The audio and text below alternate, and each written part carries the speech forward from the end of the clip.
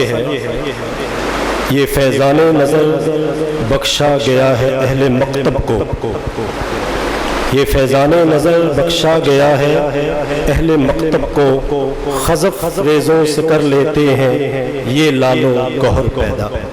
اب میں انتہائی اہم موضوع پر گفتگو کے لیے نگران تربیتی امور جمعیت اساتذہ پاکستان محترم پروفیسر شفیق الرحمان طارق صاحب ان کی خدمت میں ملتمس ہوں کہ وہ تشریف لائیں، اور ان کا موضوع ہے جدید دور میں طلبہ کی تربیت اور اخلاقی زوال کا حل۔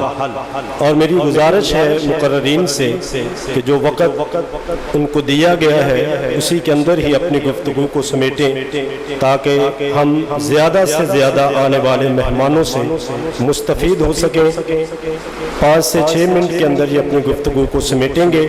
محترم پروفیسر شفیق الرحمان طارق حفظہ اللہ۔ البیان اکرمہ بالعلم والحلم والبرہان والصلاة والسلام علی رسولہ الذی انزل علیہ القرآن، اما بعد فاعوذ باللہ السمیع العلیم من الشیطان الرجیم، بسم اللہ الرحمن الرحیم، قل هل يستوي الذین یعلمون والذین لا یعلمون انما یتذکر اولو الالباب۔ صدق اللہ العظیم۔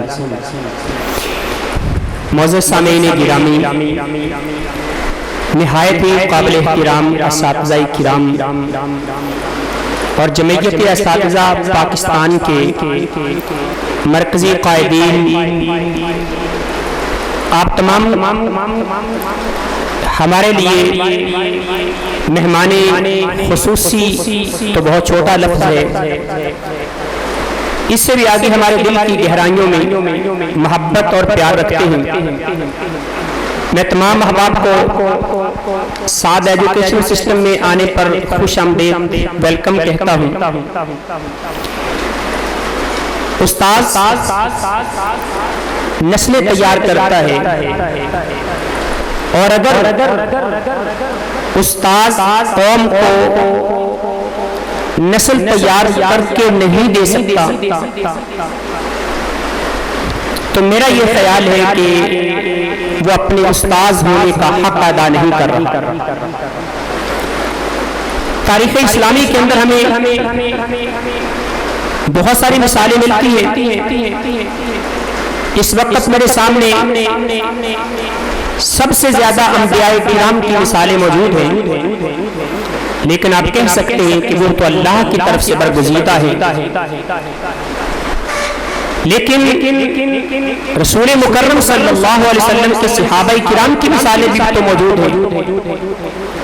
بہت سارے سائنسدانوں کی مثالیں موجود ہیں کہ جنہوں نے اس ملت کو، اس قوم کو افراد تیار کر کے دیے، اور ان افراد نے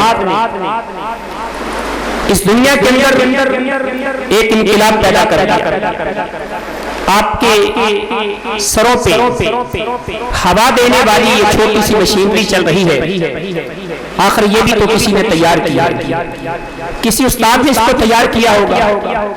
میرے سامنے ایک مائک ہے، آواز آپ تک پہنچ رہی ہے، اسے بھی تو کسی نے تیار کیا ہوگا، اور اس نے تیار کیا اس کو بھی تو کسی استاد نے تیار کیا ہوگا۔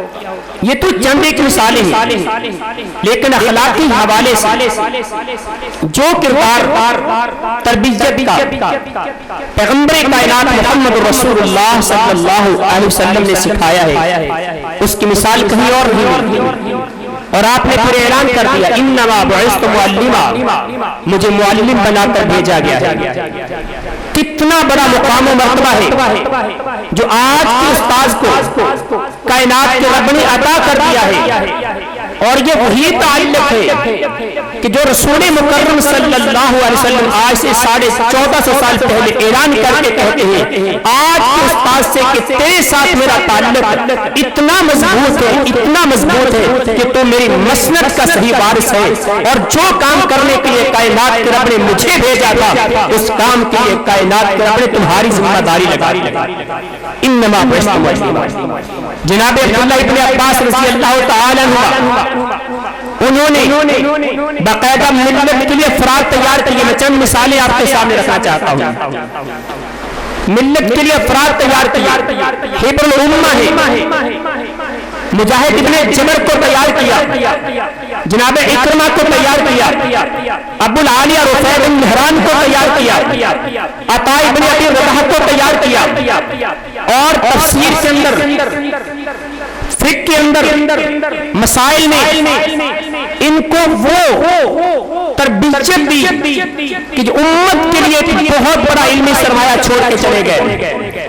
امام مالک رحمہ اللہ نے اپنے شاگرد تیار کیے، امام شافعی کو تیار کیا، یحییٰ بن یحییٰ لیثی کو تیار کیا، فقہ کے میدان میں ابن وہب کو تیار کیا، اور ملت کی گھوڑی میں ڈال دیا کہ یہ افراد تمہارے لیے نسلوں تک کام کرتے رہیں گے، اور ان کا چھوڑا ہوا علمی ورثہ تمہاری تربیت کے لیے اور تمہاری رہنمائی کے لیے قیامت تک کام آتا رہے گا۔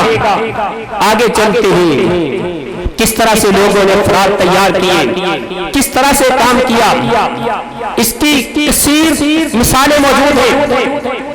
سقراط نے افلاطون کو تیار کیا، افلاطون نے ارسطو کو تیار کیا، ارسطو نے سکندر کو تیار کیا۔ سائنسدانوں کی طرف چلے جائیں، ایک سائنسدان سے آگے دوسرا شاگرد تیار ہو رہا ہے، اس سے آگے شاگرد تیار ہو رہا ہے، پوری ایک نسل تیار ہوتی نظر آتی ہے۔ آج کے استاد کی ذمہ داری ہے کہ وہ بھی اس ملت کے لیے افراد تیار کریں، اس قوم کو اور خصوصاً ملک پاکستان کو افراد کی ضرورت ہے، اور وہ افراد جو جن کو تراش کے ہیرے بنا دیا گیا ہو۔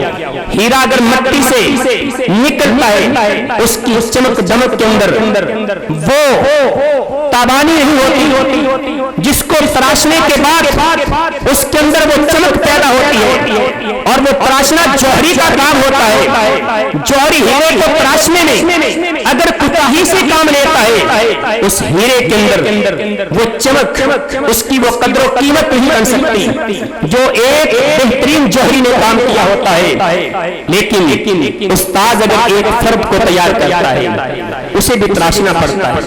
ہیرے سے زیادہ قیمتی چیز ہے، ہیرا اگر صحیح طریقے سے نہ بھی تراشا جائے کوئی بات نہیں، دوبارہ اس پہ کام ہو سکتا ہے، لیکن اگر ایک فرد خراب ہو جائے، ایک نسل برباد ہو جائے، اس کی اصلاح کرنے کے لیے صدیوں کی محنت درکار ہوگی۔ ایک استاد کی غلطی نسلوں کو برباد کر دیتی ہے۔ اس لیے آخر میں چند گزارشات آپ کے سامنے رکھنا چاہتا ہوں۔ سب سے پہلے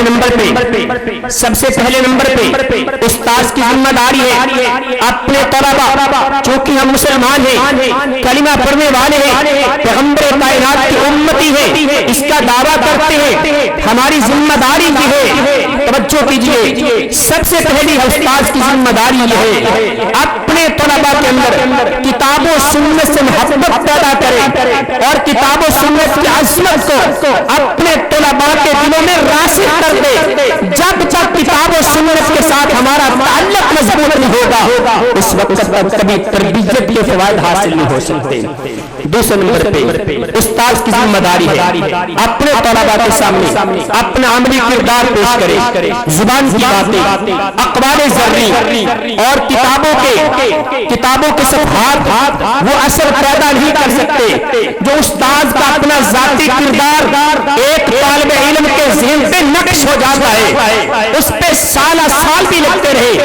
ایک استاد کا جو کردار، عملی کردار طالب علم کے ذہن پہ نقش ہوتا ہے وہ کبھی ختم نہیں ہو سکتا۔ تیسری ذمہ داری بچوں کو، طلباء کو ایک ماحول ایسا دیا جائے، معاشرہ ایسا دیا جائے۔ استاد کی ذمہ داری ہے، یہاں پہ والدین کی بھی ذمہ داری ہے، چونکہ ہم استاد بھی ہیں، ساتھ میں والدین بھی ہیں۔ ذمہ داری یہ بنتی ہے اپنے اپنے بچوں کے لیے ماحول ایسا بنائیں جہاں تربیت ہو اور کتاب و سنت کے ساتھ محبت کا جذبہ نظر آئے. یہ ہماری ذمہ داری ہے. سوشل میڈیا کے صحیح استعمال کی تربیت دی جائے تاکہ اخلاقی انحطاط ختم ہو جائے, اخلاقی زوال ختم ہو جائے.